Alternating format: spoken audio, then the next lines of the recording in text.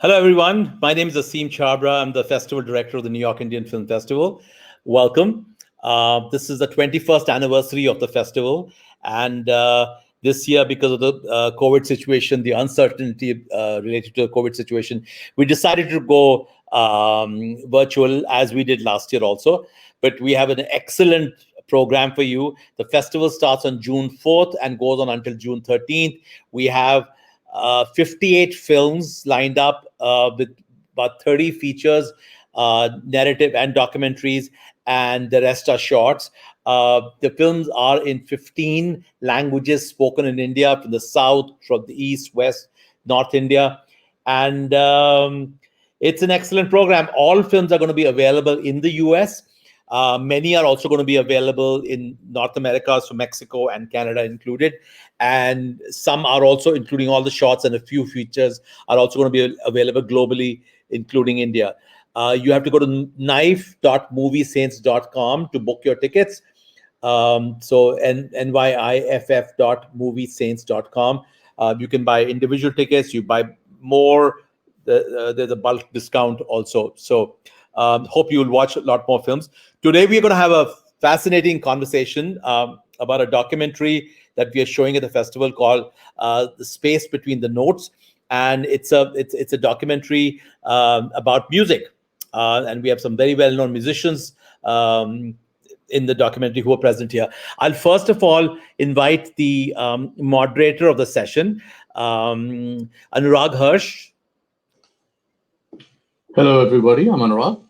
Anurag, in addition to being a member of the board of directors of the Indo-American Arts Council, which is the umbrella organization for the New York Indian Film Festival, Anurag is a musician himself. So there's no better person from our organization than him to have this conversation. And then we have three people from the film. First of all, we have Ustad Zakir Hussain.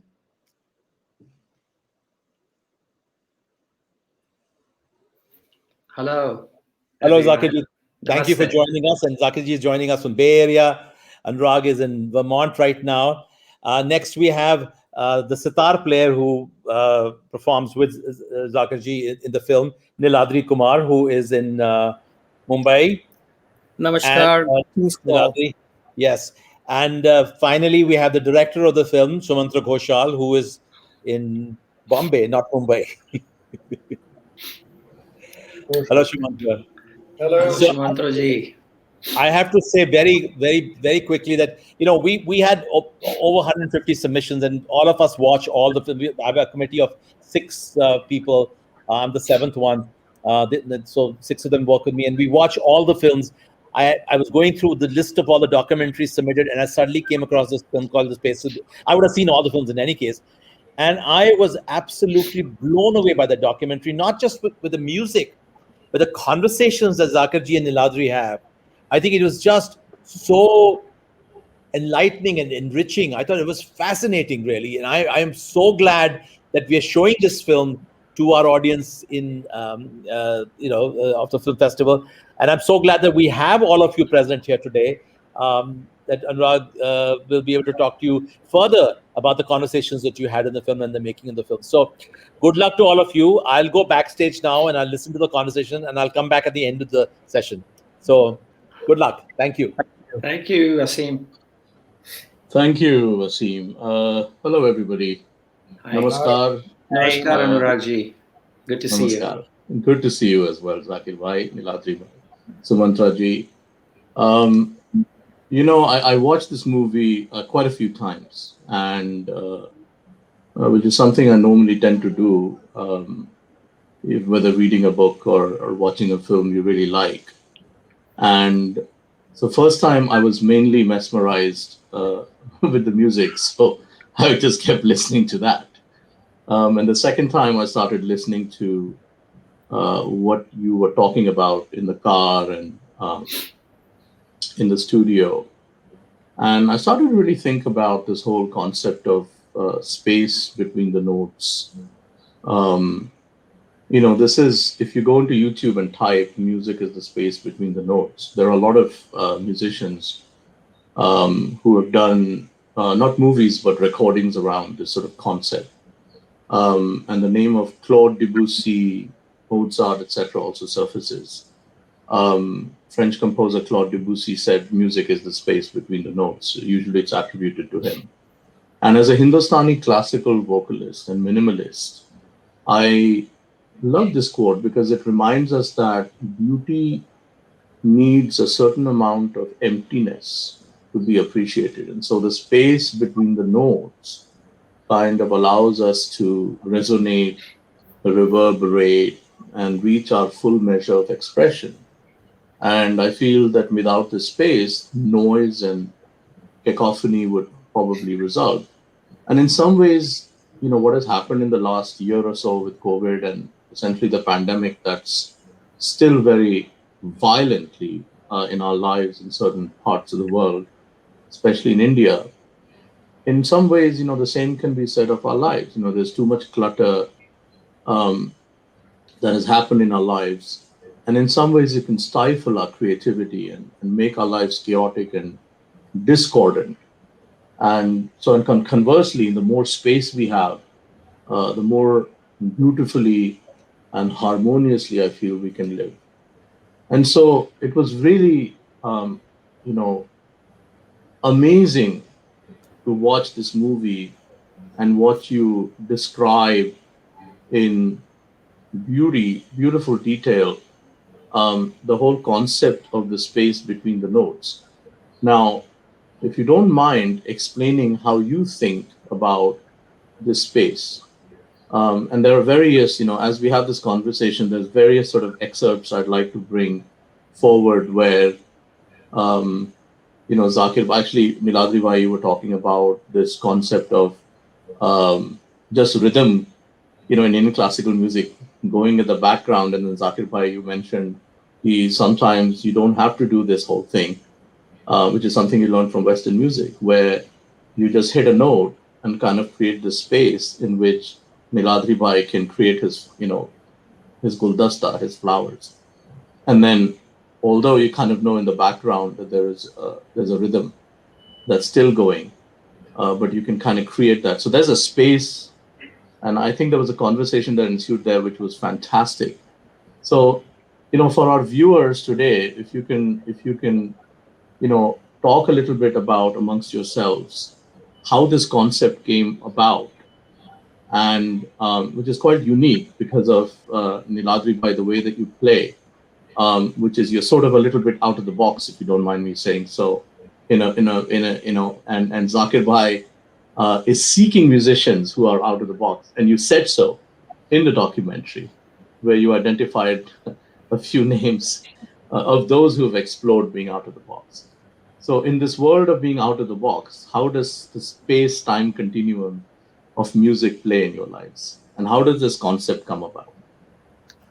I would ask Shumantro Bhai to, being the director and the one who has lived with this much longer than we have as a film, begin the conversation, hit the first note, and we'll see how much of a space there is between that and then what Niladri Bhai would say and what I would say.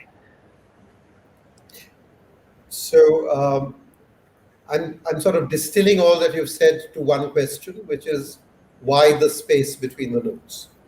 Can I do that? Absolutely. I think it's because I feel that Indian classical music lives there. A lot of things live there as well, because that's the idea of subtext, that's the idea of what lies beneath the surface. And I think the best art lies beneath the surface. But you use one word in your prologue, to which I take some exception, which was the word emptiness. And I feel that that is the wrong word to use when you're talking about the space between the notes, because it's anything but empty. And I think the idea of the space between the notes is the fact that there is resonance, there is anticipation, because if you know the rag and if you know, even if you've heard a little music in your life, you're anticipating what's coming. And I think the wonderful thing that these two guys do is that they meet that anticipation, but they subvert it as well. And I think that that is why this film is called The Space Between the Notes, because I feel that their talent is in the mastery of that space, not in the mastery of the notes, which you get from a lot of musicians. But I think it's in the mastery of the space that joins up these ideas which lie in those notes, and in the proliferation of them.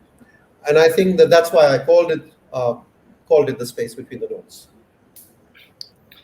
I agree with Sumantro Bhai that for me, it's also a visual experience, how shapes are formed. And each shape must have an ending, and then the next one begins. And I have to mention one thing that happened to me maybe about 40 years ago, and that was it's watching a jazz musician named Yusef Lateef perform in a club called Blue Note in New York. I was sitting there in the audience watching him, and the reason for that was because he and my father were friends. And my father had sent with me Shehnai reeds for Yusef Lateef, because Yusef Lateef was interested in playing Shehnai. He was a big fan of Bismillah Khan Sahab, and he wanted some reeds for his Shehnai. So I had brought it, and I was asked to come to the club to deliver that, and I came. And so I was given a seat, and I sat and I watched. And there was a moment in that performance, in that quartet, the jazz quartet, where the piano player was sitting on the piano, holding a chord. He was not he wasn't striking the piano. He had just pressed the keys and pressed the resonant pedal on the piano. And what Yusef Lateef did was he turned away from his microphone. It was an upright piano. No, not an upright, sorry, grand piano. And he leaned into the piano under the upright canopy. And he played a note. And he didn't play anything else. And he waited. And then he played another note after maybe 10 seconds or 15 seconds. And then another. I didn't get it. I said, what's going on? But I wasn't listening clearly. But into it, by a minute or so, because he kept doing it, an audience was totally locked in. And I was like, okay, what's going on?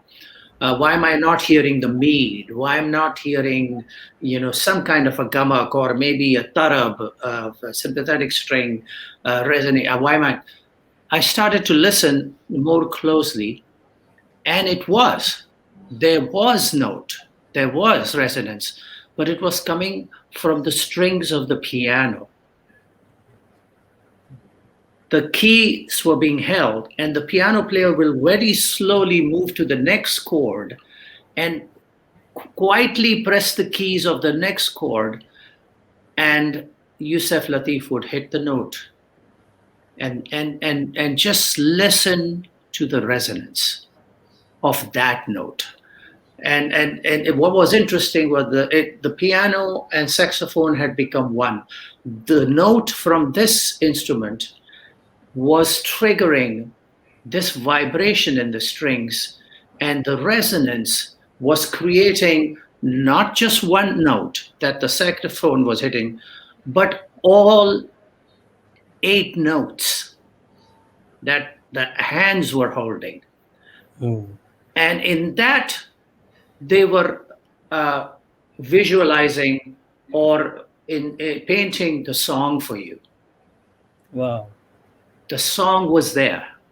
You could hear it. And that one note went to 2 notes. It took more than 5 minutes or 6 minutes before the whole song was being played by Yusef Lateef. But we had already heard it. We'd already heard the shape of it. We'd already heard each chord appear like this and the next one appeared like that, and the next one appeared like this, and it was there. So the space between the notes, this whole concept, this whole understanding of that less is more, that Miles Davis quote, that less is more, started to make sense. So I had to mention this because the film reminded me of that. Watching it a few times and us talking about it reminded me of the shape of things to come. And when the shape of things come, they announce themselves in this way. One line, sometimes I tell Niladri Bhai, don't have the Tanpura. Don't have the Tanpura going. Play the sitar. Play your phrase that you're going to play. Let it settle. Let the audience form that phrase in their head. And that will take a few seconds. You can play it and then just kind of let it resonate. They get the shape of things until you move to the next one.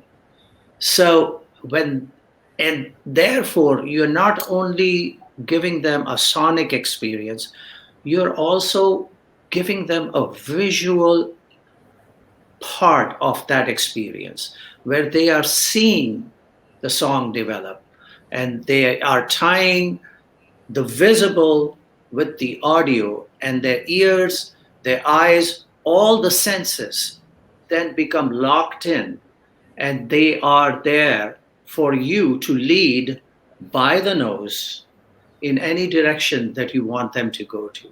So this is one thing that I feel happens in music. And in Indian music, we feel that if the note stops, the music stops. We have this sort of, what should I say, not enough confidence in our ability to let the sound become. We must have something going on. So it's or else it's not happening. So, but and so we ignore this important element of it. Yeah. And I think Sumantro Bhai has demonstrated that, taking whatever we've done so beautifully and so succinctly and precisely in the film. And Niladri Bhai has really played in that manner. I mean, you notice that there's no tanpura being played, the drone instrument, in the film. And I think that in some ways is a very important contribution into the music element of the film. Neil Bhai? Yeah. I mean, this is amazing. This is more than me saying something. This is receiving so much. But one thing I'd like to say on a lighter vein, Anurag ji, I had no clue about what the film is going to be like, what the narrative is, because it's all Shumantra ji's. It was in his head. So when he finished the film, because Zakir ji was already in California, I was the scapegoat. So he said, why don't you come and watch the film? So I only had one question to ask him. What have you called the film? Because I didn't know what was happening with the narrative or what he was wanting to do. The only thing that he mentioned to me was, please do play Raag Kafi. And that was one thing that was a little bit weird. So why is he asking me to play Kafi? He said, please play Kafi and please play a particular composition. So apart from that, the first question that I asked Shumantra ji, what's the name of the film? And that's when he came up with this name, The Space Between the Notes. And I think I remember saying a great name. And I don't think I saw that film that day, but I think I saw it the day after something like that, right? Well, what happened? I mean, you were way late. You started talking about something else, or the food showed up, or what was it? Well, I don't exactly remember, or maybe we were not in the studio when I asked you this. What have you called film? Yeah, I think you had been asking me this all along. You were unconcerned about the music because you knew it'll be great. You were unconcerned about anything else. You were only concerned about branding, being a new gen musician. Now, yeah, I think Niladri Bhai is receiving the Ashirwad from Zakir Bhai and Shumandra ji. I think it's interesting. I have to say Niladri Bhai is, a special musician, and when I say that, I mean the whole package. As a human being, as a friend, as a co-conspirator in the scheme of things on stage or whatever, and of course his playing is far beyond anything that we can say about it. But yes, I mean, to be able to have the confidence and no insecurities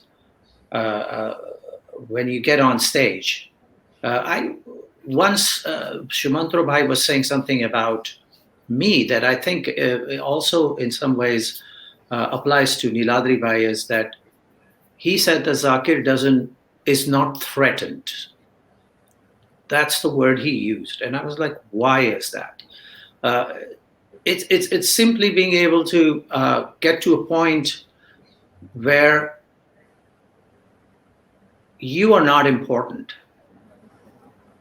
Everything else that happens that you are a part of, the ripple effect of, that is important. And therefore, to be able to take that role of, oh, it's me, and therefore it has to be this way and this way and this way and only this way, and then feel insecure and threatened, because if it's not this way, then it's not going to be right. If it's not this way, then it's not going to be accepted. If it's not this way, then it's not going to go anywhere in any shape or form, and won't have longevity. And so you think about all those things that is, when thrown out of the window. It reminds me of Ustad Ali Akbar Khan Sahab, who we mentioned in the film, and how his music, when he was on stage, and this space between the notes applies to his approach as well, and the way he played, and the way he just at times would just strum the strings, and the rag would form, and he would play the note, and it would tail off, and you will know what the next shape is going to be. And it came. And then it came, you were part of that creative process, and you felt that you are in there with him, experiencing that ecstasy.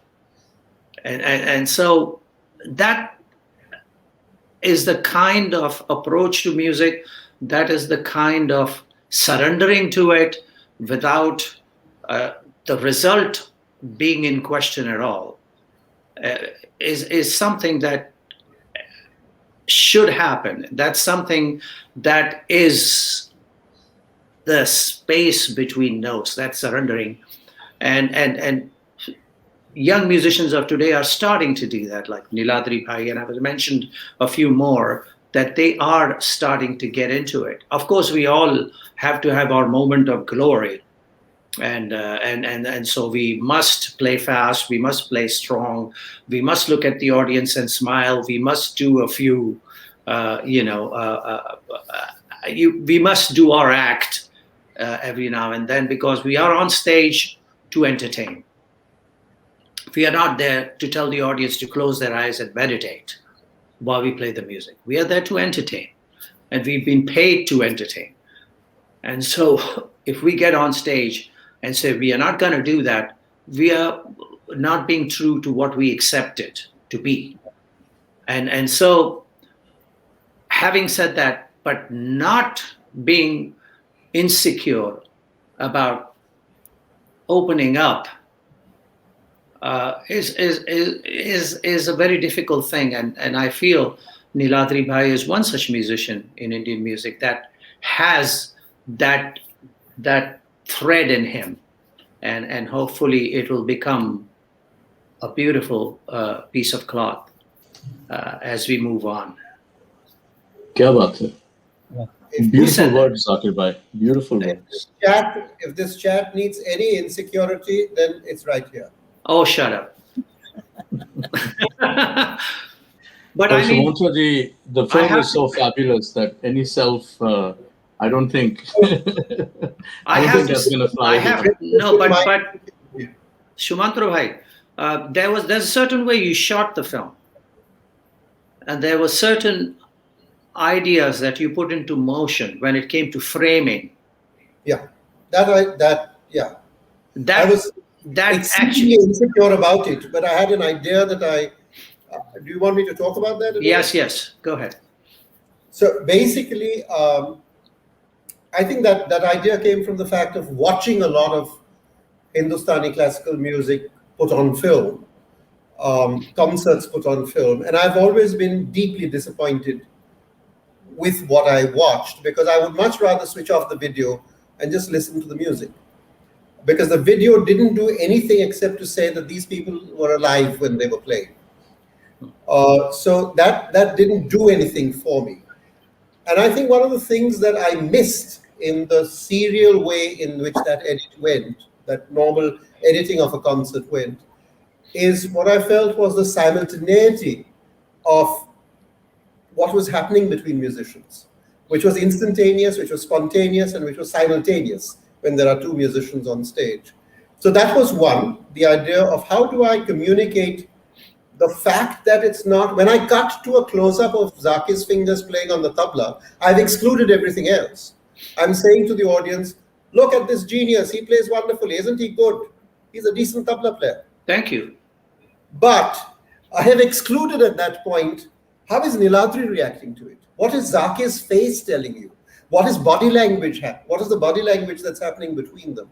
And I wanted to try and explore that visually through the film with limited means, but that was an idea that I was certainly keen on exploring. And what I thought would end up being a kind of cubist sort of look at the music by splitting it up into what cubism does, into a front face, a side face, a profile, a detail, a long shot, all compressed into one frame. So there were these ideas that certainly prompted the visual language. And you know what, when one embarked on it, one didn't know whether it would be a distraction, because it could end up being completely distracting. So you had to really build on the interplay of these two guys who are not moving, who are not at the end of the concert breaking their guitars on stage. They are not jumping around. They're doing nothing. They're just sitting there more or less immobile except for their fingers. But there's so much energy that needs to be captured in a way. And I thought that's what led to the idea of how do I do that? How do I change the way classical music is normally captured, which is sequentially, with intercutting between characters and between their hands and between them playing. And I wanted to get away from that. So that's why the language, visual language, became the way it was in the film. What about the role of experimentation in the way that you're playing in this movie, or in general, when the two of you come together and play and experiment at the same time? Because that's something that's fairly unique. Niladri Bhai, you actually talked about using the four fingers like the guitar players do. And there was a little episode where you mentioned for 20 seconds you we played something, and then the press, went to town on that a little bit. But beyond that, just the role of experimentation and the role of getting out of your comfort zone a little bit and allowing yourself to move beyond in some ways, to seek the music in between the ni and the pa, right? What is that? To seek the music in between. Mozart has said that music is not the two notes, but it's the space in between it's the silence, rather, in between the notes. I think he goes a little deeper. And I was always struggled to understand the role of silence in between the two notes and how you fill that up.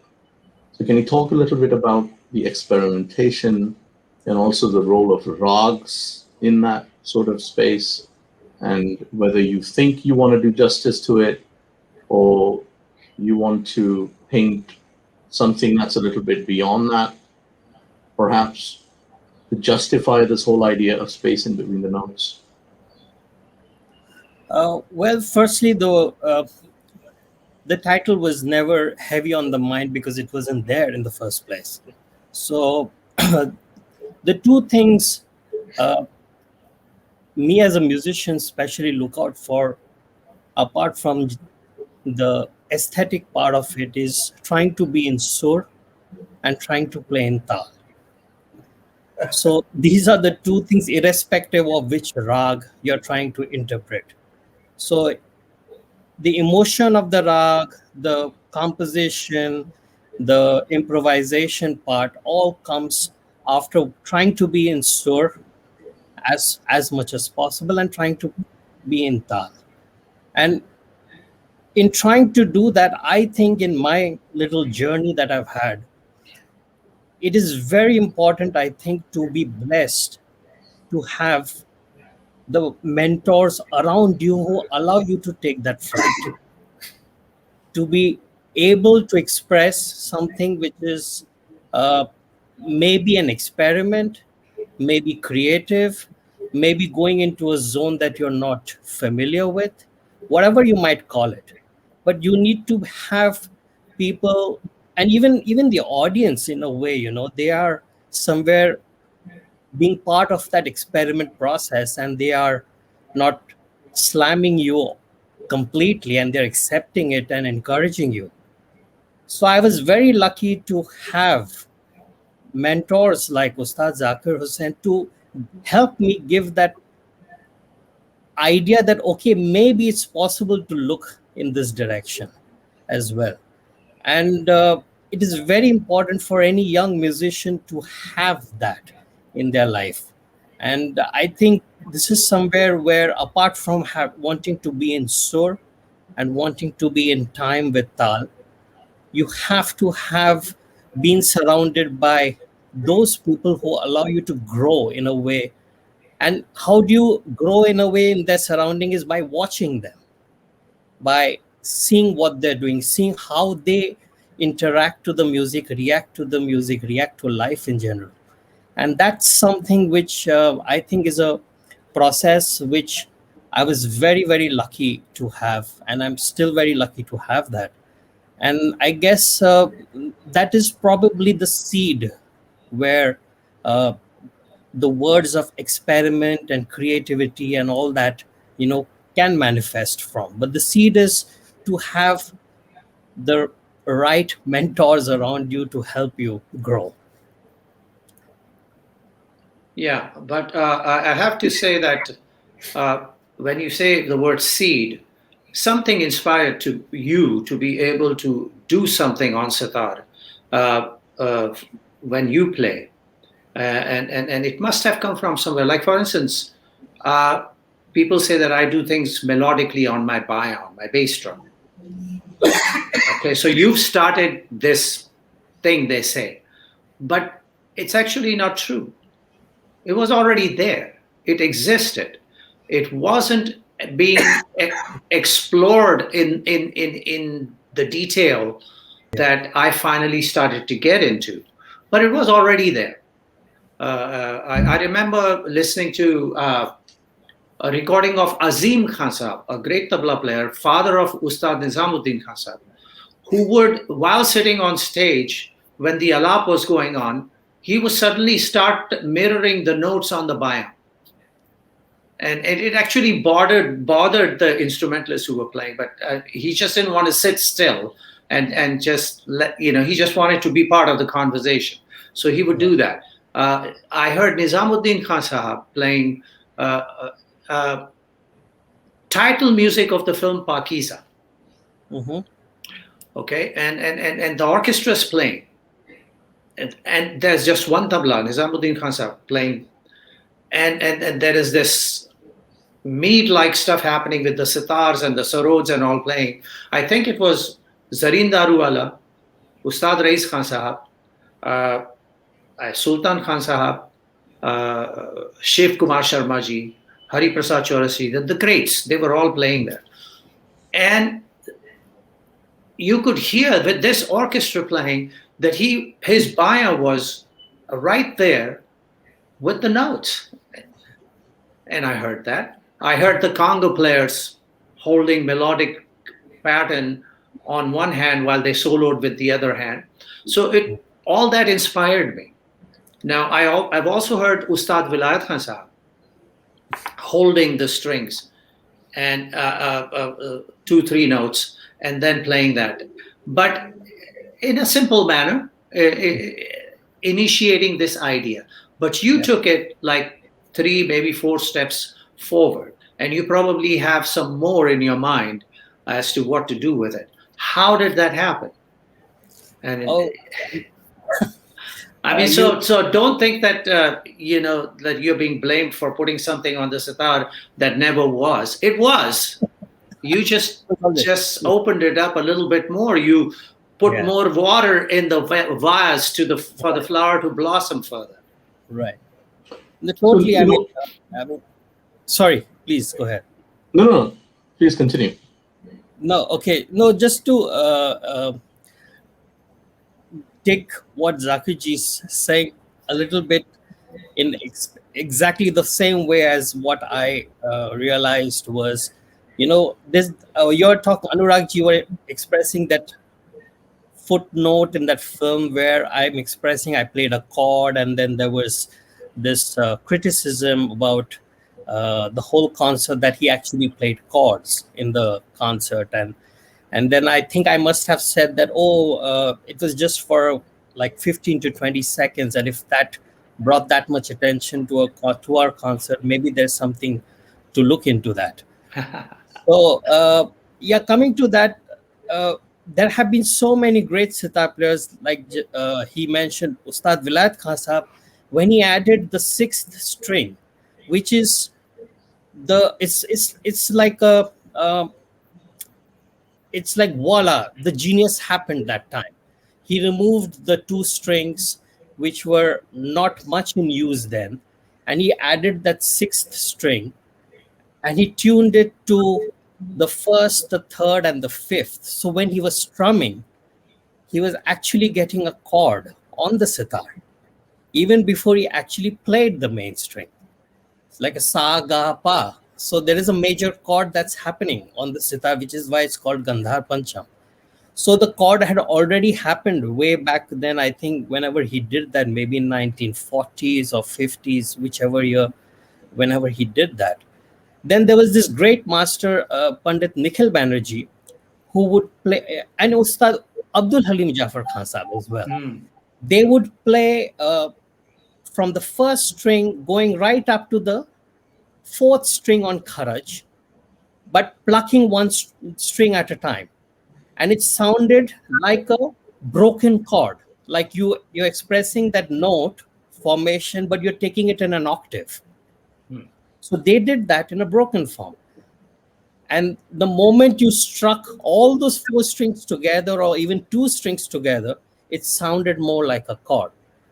And then when you develop that, it really sounded like a chord, which is not supposed to be, but it did because of all the other strings that are playing around it. So, but to say this, there are very few certain rags in Indian classical music where you can take that leverage to play these chords. Like if I'm playing a rag like Darbari or Puriya, I might not be able to express the harmonic element by strumming three strings together or two strings together. But if I take a rag like Kafi, a Jinjoti, or a Bhairavi, it gives me much more scope for me to express, oh, I can do this. And it kind of gives it another color, which is still Bhairavi, which is still Jinjoti, which is still Khamaj, or which is still Kafi. So certain rags allow you that freedom. And as you started the conversation by saying that out of the box, to be out of the box, first you have to be in the box. Because if you don't know what the box is about, then you really don't know if you're really out of the box, in a way. So, Yes. it's very interesting talking about the box. You use the word curtain sort of to describe the box. Apne bola ki, I felt that before this concept with Zakir Bhai started and before you were introduced, I guess, to the great Ustad Zakir Hussain, if I might say Yeah. so, Oh, please. you felt that your music was behind curtains. In fact, you used the word walls. And you were introduced to this world beyond the curtain on the other side, a sneak preview, and then it unfolded, and then the space emerged, right? Um, can you two please talk about that a little bit in terms of what what is the differentiating factor between music or life in the curtain versus what you see when you go beyond that onto the other side?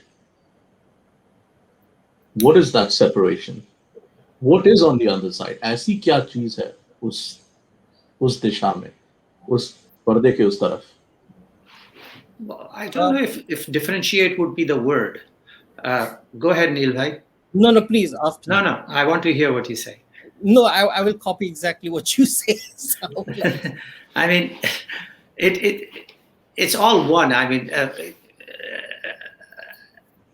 the ability inside of an artist is always there to be able to step out of the box. It's always there to be able to, separate the curtains and walk out. It's always there.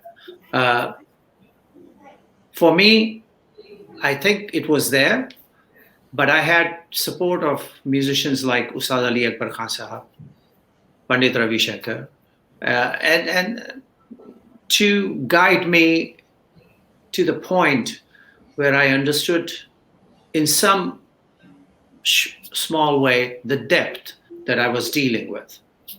And then to be able to experiment with it and see, to not just be a jack in the box where you turn the handle and I come out for a second and then I go right back into the box, but actually very gradually and slowly and eventually be able to move out. There were people like Pandit Shiv Kumar Sharma or Pandit Hari Prasad Chaurasia, who in some ways were like-minded people, were in a situation where they had to establish their instruments. A new instrument being introduced in Indian classical music. Panna Babu did it to a certain extent, but it needed to be globalized. It needed to be Indialized. It hadn't happened that yet. And someone like Hari Prasad Ji has to be crowned with that achievement, that flute is now a household Indian classical instrument, a premier instrument. And so is the santoor, and Shivji did that. So we were like-minded people who in some ways were discovering that which already existed inside of her. There was no difference in what was in there and what was out there. You know how it is when the rocket takes off and then it finally clears Earth's gravity and moves out into space. You realize that the universe is what you imagined, that it is a normal place to be in some ways. It is a place that you can exist in, that it is a place that you can experience. It's not always dangerous. It's not always unlivable. It's if you have the tools that you can just be in any place you need to be, and be anybody you want to be. This brings me back to the core thing that we all learn in music. Everybody's all over the world. Grounding. When you're grounded with proper instructions, when you have roots dug deep, the foundation, the firsh has been laid, then you have an identity. You have the jet fuel, you have the rocket, you have the space suit, you have the oxygen tanks, you have everything. And so all you need to be able to have all that gear, when you are in places that require it, places don't require it, places that require some of it, and so you pick and choose, and you utilize all the tools that are available to you to be able to create that environment around you and coexist in it in a copacetic manner. And so it is there. And so there is no difference between that. If you try to create that separation, that is this, and now this is that, you won't be able to exist comfortably in it. Yeah. You must be able to create an environment and a situation which includes and encompasses everything that you have been, everything that you are. But at the same time, your mindset has to be so that it does not hamper you, but tells you that you can be that which appears to you. When you're an Indian classical musician, and I remember Kishori Amonkarji, the great singer. We were in Paris, Kishori ji, and we were working with this Alain. He was one of those soprano singers who specialized in funeral music, composed by Philip Carpentier in the 14th century, which was only performed in cathedrals or in churches, obviously. And it was the kind of music which was just alaps with words. And what was interesting about it is that the whole cathedrals were lit with candles. And you started in the evening, and after every verse that was sung, one of the candle was extinguished. And then the next verse was sung, and the next candle was extinguished. And the length of the performance was such that by the time the last candle was extinguished, it was dawn. So it went through whole night. So there was this interesting interaction between him and Kishori Amonkar in a cathedral in a small little town in France. And we were all there. So Alain started to sing this thing. And the first thing Kishori ji said, that sounds like Basant Mukhari. If you're going to start with that, that cannot be. It's a morning raga. So it has to be at the end. The problem is that was the beginning of the composition of the couplets, the way they were laid out. They don't care about whether it's a morning raga or anything. She was adamant that it had to change, and it could not change because that's the way it was composed 500 years ago. So it could not change. So there was already this curtain, this wall laid out. She had stepped out of India and come into France, but was still so deeply in the box that it was not impossible for her to step out of it. It was the mindset. It's not that she couldn't. It just was a mindset. And that is the mindset that young musicians of today are shedding. They hear a particular combination of notes or a melodic phrase being played by a rock musician or a jazz musician or a Western classical musician. They don't just out of the box ask, which raga is this? They actually look at it for what it is and how to become a part of that process. And so it's not different. The mindset brings all that information that you have and then makes you a part of what it's going to be. Space continuum, as you said, to boldly go where no note has gone before. I think Niladri is a good representation of that, and him doing that, the chordal thing on the sitar. But the point is, if he's criticized, it's not that he's going to stop doing it. He's going to continue that because he realizes that the move has to be forward, upwards. It cannot stop because someone says it needs to stop. Someone that is so tied into what was yesterday to make himself or herself valid, that if any change has to happen, it cannot, because then I'm not valid anymore, says the critic, says the connoisseur. So that kind of thinking, it's not different, it's not a disconnect, it's not separation, it's all together. You have to take the whole baggage with you. And I think Niladri is, in modern times, is a great example of it. When we started, we had to take 5 different pieces of luggage because we weren't aware of Western music in India in the 1960s as much. It took us a while after arriving in Europe and America to be able to get familiar with it. But Niladri Bhai, Rakesh Bhai, who are, all these young musicians, they grow up with it. So they have a universal outlook of the music. They know that a pentatonic scale like Bhopali and if it comes from Japan, what it can become.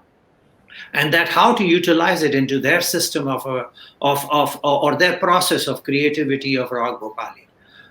It's that mindset. So it's not different. It's connected. If you disconnect it, you leave the box behind, you lose your identity. I think anybody wants to expand on it. I'm sorry I rambled on, but no, please. This is amazing. Shumantra Bhai, say something. I think for you to think out of the box, I think having watched not so much Niladri because he's so much younger, but Zakir, who I've known for a long time, I think when I see him play, what I get about the thinking out of the box is 2 things, which I think is critical when you're thinking out of the box. One is the ability to approach the music intellectually as well, which is why he can analyze so much, because it's not just emotional and instinctual and habitual, but it's also intellectual and analytical. So that's one. But very importantly, I think to be able to think out of the box, your fingers must be able to do what your brain is sending out. And I think that the better you are at being able to do that, the synapses that are going on inside your brain are communicating instantaneously, creatively, spontaneously, and pushing you into areas which you would not be able to go to successfully in public if there was not that extraordinary connection between what you're thinking and the instantaneous commands that your fingers are getting from the brain. And I think that it requires a hell of a lot of riyaz. It requires thinking. It requires probably a gharana as well, because of the grounding you need before your brain can begin to take those leaps. But I think these two things lead you. It's not a certainty that you will be out of the box even then, because we talk of Kishori Amonkar, and she could do both these things. She was analytical, and her voice could do, well, most of the time, what her brain was telling it to do. One of the things that when Zakir Bhai talks about that particular incident, one of the things that I saw some videos of it while they were rehearsing.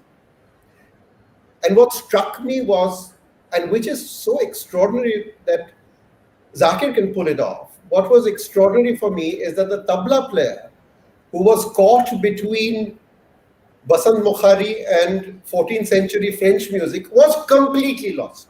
I mean, he could play tabla, he knew what he was. He didn't know when to come in, when to exit, what to play, where is he going to go. And I think that is an extraordinary thing, because that is something that I think he has changed more or less single-handedly. No, I wouldn't say single-handedly, because there's a whole background to it, but successfully. This ability to inhabit worlds which are not yours. That I'm not saying that tabla player was bad, but he was suddenly lost in a country without a passport and a visa. He was waiting to be deported. And I think that is the problem, and which this guy has pulled off so extraordinarily. Anyway.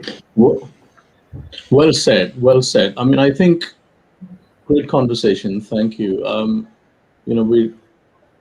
I've been asked to wrap up because we're. Yeah, I was about to ask you that. 1 hour. Parting words. There's been a lot of digitization of music, right? I mean, Naradi Bhai, you're a young artist.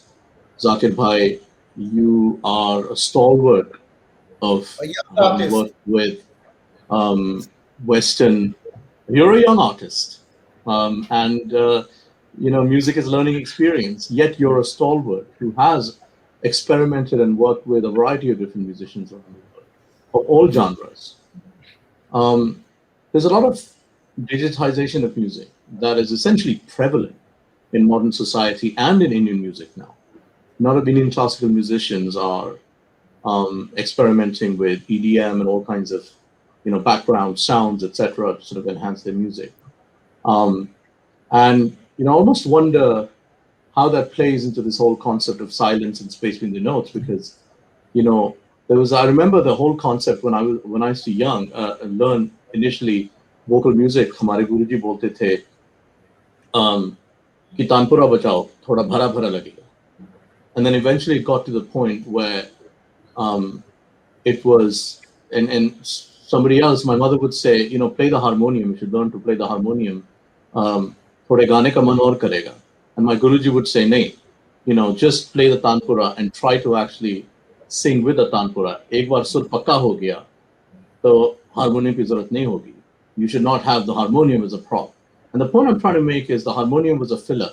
It was filling that space between the notes. The tanpura in some ways was the filler.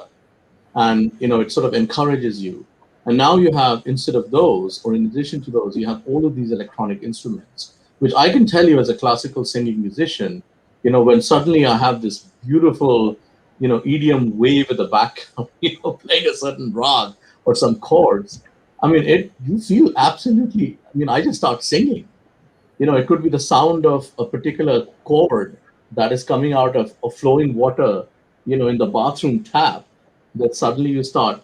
So those are fillers, and how do they play? How does that globalization and the electronic music and EDM and all of that and computer music play into this whole space in between the music thing? And therefore, as a result of that, what do you see is the future of Indian classical music and music in particular? Well, I've talked a lot. You can kick it off, Zakir Bhai. No, I mean, Naidadri Bhai is the young musician, and he has the advantage of having worked in Indian film world, having worked with the technology a lot, and he's an instrumentalist. It's much easier for a tabla player to put different hats on. It's a little bit more difficult for a guy with many strings to deal with and sympathetic strings which don't want to stop resonating. So go ahead and talk about this. I mean, having said that, it's digitization bit, I think we are also coming back to analog because vinyls are coming back. Go ahead. Neil bhai. Now, I think Anuragji, you actually you answered the question in the question itself when you said that when you hear a harmonic, electronically produced chord, you feel like singing, and it kind of has taken the space for you instead of the tanpura, or for that matter the harmonium, and you automatically you are getting a soar and you're singing because there's a very nice ambience created by that piano or the synthesizer or any software instrument. And I think it's brilliant. We live in this age where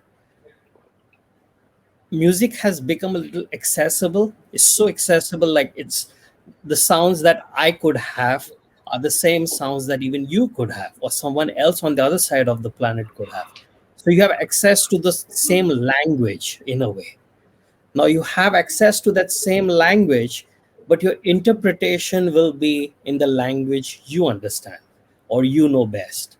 Although you have the same syllables, but you will interpret it in the way that you are used to, or you're trained to, or you are molded from your birth, or from the country you hail, or from the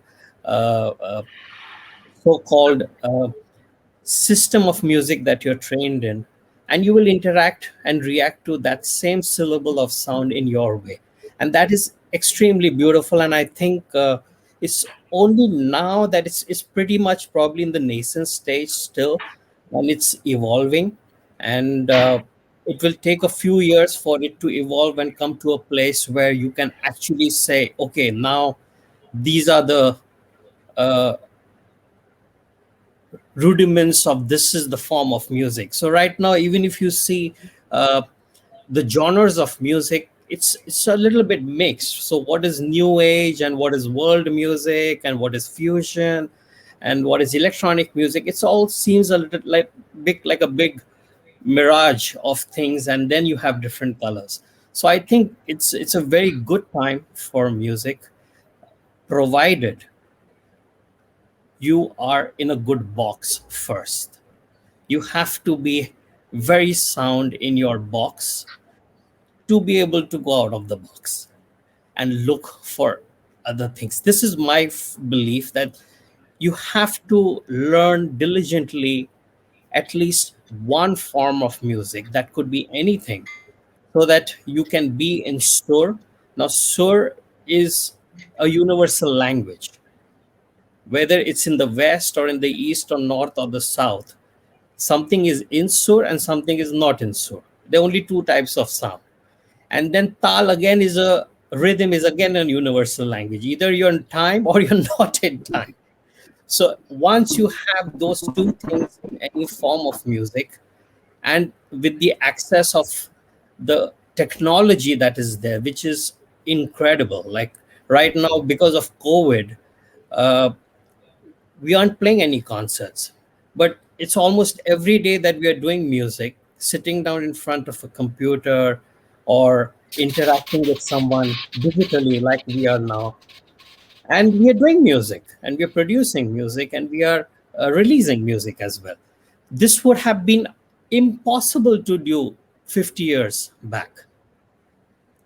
And I really, really hope and pray, although we are going ahead in this modern time, the music, the aesthetics, and the feel of the vinyl generation should come back. And I really hope to have a vinyl, at least one in my life, at least, because I came in a time when there were no vinyls anymore. So somewhere, if we can retain that beautiful analog vinyl age of sensibility of music as well, with this modern software electronically generated sound, and if we can merge that, and if the twain shall meet, it will be amazing. But again, all the musicians or performing musicians all over the world, I mean, we all started wanting to be like a symphony orchestra. We all wanted to do that.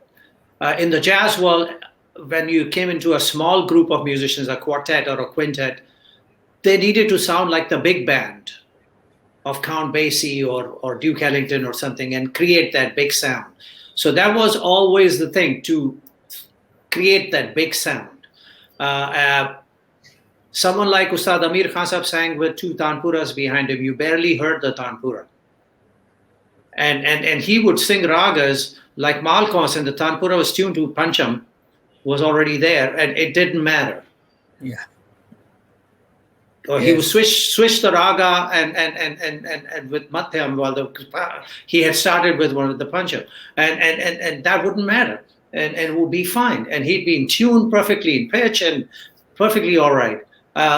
Right now, I feel most of our musicians have that big sound concept behind them, because now they can have it.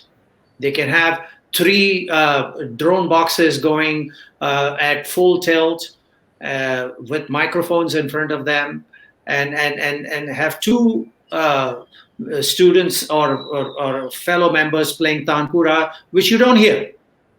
They're just there because, tanpura.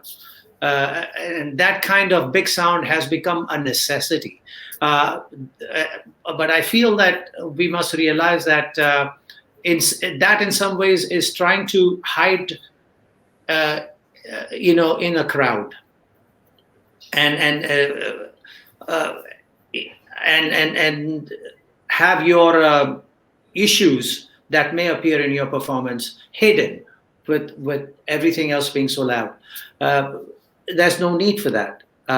That's the insecurity. That's feeling threatened. Get out of that and move forward, and rely on your ability to be able to navigate through thick and thin. I mean, it's okay to fall flat on your face. It's okay. I mean, 1,000 failures lead to 1 minuscule success. So there's no reason to worry about it. And if we can get used to that idea, we will be able to selectively, aesthetically, as a word brought up by Neil Bhai, in portions, use the digital world that is so incredible, so panoramic, to enhance that which we do, without in any way, putting a sheet on the core of the matter, which is what's happening. Kya baat hai? Kya baat hai? What a fascinating conversation we have today.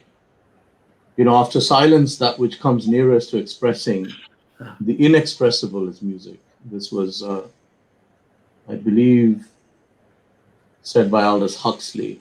I'd like to end conversation today with a quote from Plato, who said that music gives soul to the universe, wings to the mind, flight to the imagination, and life to everything. If music be the food of love, play on, says William Shakespeare. Thank you so much. It is a pleasure. And thank you to all of you. Thank you to the festival for having us. And from both Neil and I just want to, from my very heart, our very hearts, thank Shumantroji. He's been a very important cog in the wheel, and for many years, for me especially, and a big lesson learned in his company. So thank you. Thank you, at this Anuragji. And look At this after- time, I'd like to invite back Aseem Bhai, our festival director, to give our official vote of thanks? Can't hear you. Asim Bhai, we are not able to hear you. Your microphone is off. I said I'm without words, and I was literally without words. But I am just I am so thankful and grateful to each one of you. The documentary itself is so precious and so fascinating. I'm going to watch it again. But this conversation was really very, very enriching, and I hope all three of you, also had a good time with this conversation. Really, it's a very precious conversation that I think, as musicians, you should continue, definitely. So on behalf of the New York Indian Film Festival and the Indo-American Arts Council, thank you very, very much. I just want to let everyone to know this film, The Space Between the Notes, is available globally. They can go on NYIFF.moviesaints.com to book tickets, and the festival runs from June 4th to June 13th. And there are many other films to watch also. So thank you all, and have a nice day. Thank you. Appreciate it. Thank you. Thank you, Namaskar, Shumantro ji, Zakir bhai. Niladri bhai. We have to Niladri. keep. Thank you, everybody. Thank you so much. And then